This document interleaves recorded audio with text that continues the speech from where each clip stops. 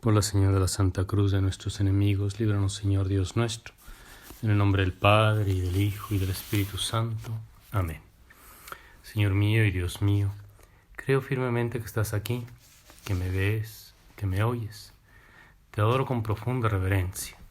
Te pido perdón de mis pecados y gracia para hacer con fruto este rato de oración. Madre mía Inmaculada, San José mi Padre y Señor, Ángel de mi guarda, intercedan por mí. Estos días del tiempo ordinario, sean las misas de entre semana que los domingos, salvo algunas interrupciones, nos ponen la secuencia de la vida de Jesús, como aparece en los evangelios, contando a partir de su bautismo. Y eso nos permite hacernos una idea de lo que fue para los discípulos el encuentro con Cristo. Digamos que los evangelios son, como dice San Justino, las memorias de los apóstoles. Lo que ellos recordaban, el orden en el que lo fueron recordando, y que todo sumado nos da esta especie de argumentación que concluye con la fe explícita en el señorío de Cristo. Es como si los apóstoles nos dijeran, miren, esto es lo que a nosotros nos convenció de que este Jesús de Nazaret es verdaderamente el Mesías, el Hijo de Dios hecho hombre, hecho carne, y que por eso obedecemos sus mandatos, y esto es lo que los queremos comunicar. Porque el Evangelio culmina prácticamente con el mandato misionero, cuando Jesús manda a los apóstoles a que ellos a su vez prediquen el reino. ¿Y dónde iban a aprender los apóstoles a predicar sino de su divino Maestro, de Jesús?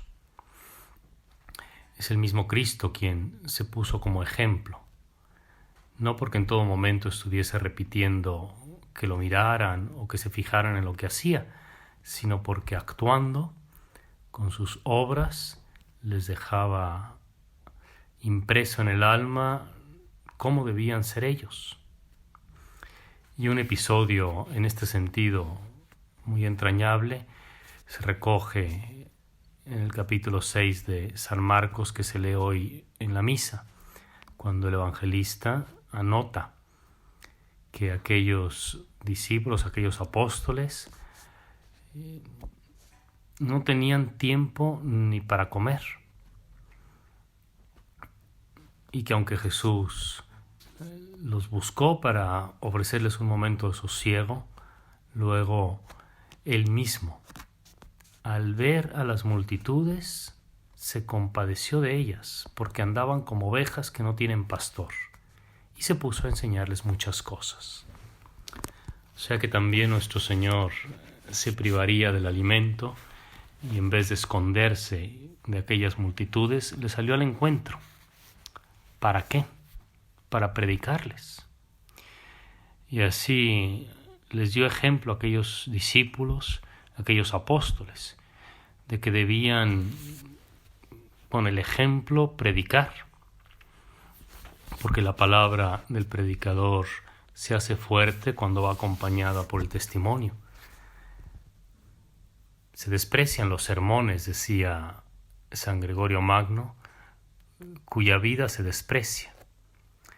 Si nuestro Señor Jesucristo, al ver aquellas multitudes, los hubiera corrido, hubiera puesto su cartel diciendo que estaba cerrada la oficina, aquellas muchedumbres se habrían desconcertado. Porque por un lado les enseñaba estas cosas tan hermosas sobre la pobreza de corazón, sobre el hambre y sed de la justicia, y les había explicado otras cosas similares, y luego les había dicho que no anduviesen buscando las cosas de la tierra, sino las del cielo, y que se preocuparan, como dice San Juan, no tanto del pan material, sino del pan que baja del cielo. Y ahora en cambio les hubiera salido con esto de que él tenía que irse a comer. Por supuesto que no.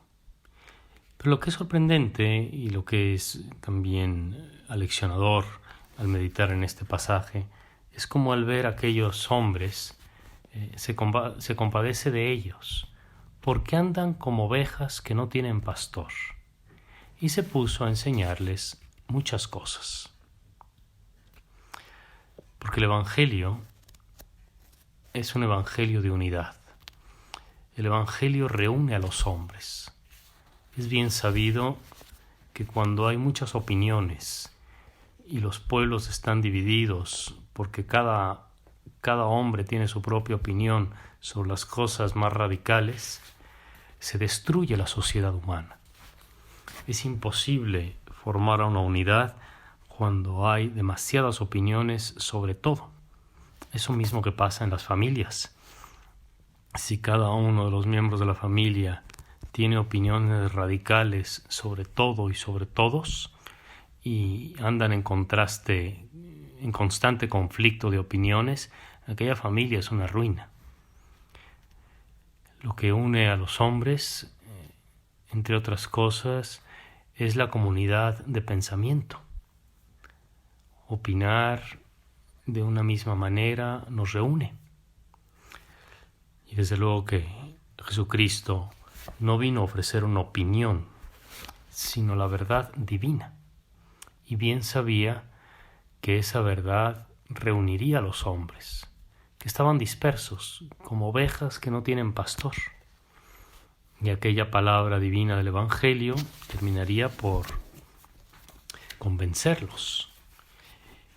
Y les hablaba al mismo tiempo con las palabras, pero también con el corazón. Porque nuestro Señor estaba enamorado de aquellas multitudes.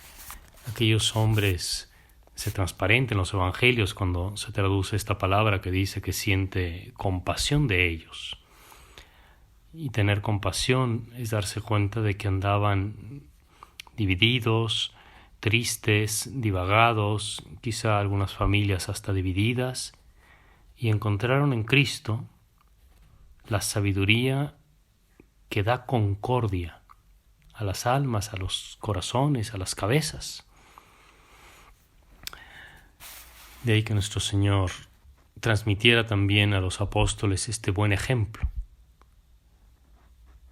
Santo Tomás de Aquino, ahondando en estas cosas, dice que justamente la palabra nos fue dada como un don para transmitir a los hombres lo que es bueno y lo que es malo, para poder enseñar lo que es justo y lo que es injusto. Y que por medio de esta cosa tan sencilla que es la palabra, los hombres como las naciones, cada sujeto en particular, pero también la sociedad en general, es llevada y reconducida a la unidad. Si todos estamos de acuerdo en lo que es justo y todos estamos de acuerdo en lo mismo que es injusto, viviremos en concordia. Los cristianos hemos elegido y hemos aceptado a Cristo como divino Maestro, que nos atrajo a la unidad no a golpes, no a palos, no por medio de la violencia, sino con su palabra. Pero junto con la palabra hemos visto su ejemplo de abnegación, su ejemplo de entrega. Esas muchedumbres, al reconocer a Jesús, lo siguieron, y dice el texto que fueron corriendo por tierra a aquel sitio y se les adelantaron para salirles al encuentro. Y seguramente fue eso también lo que motivó a nuestro Señor a predicarles generosamente.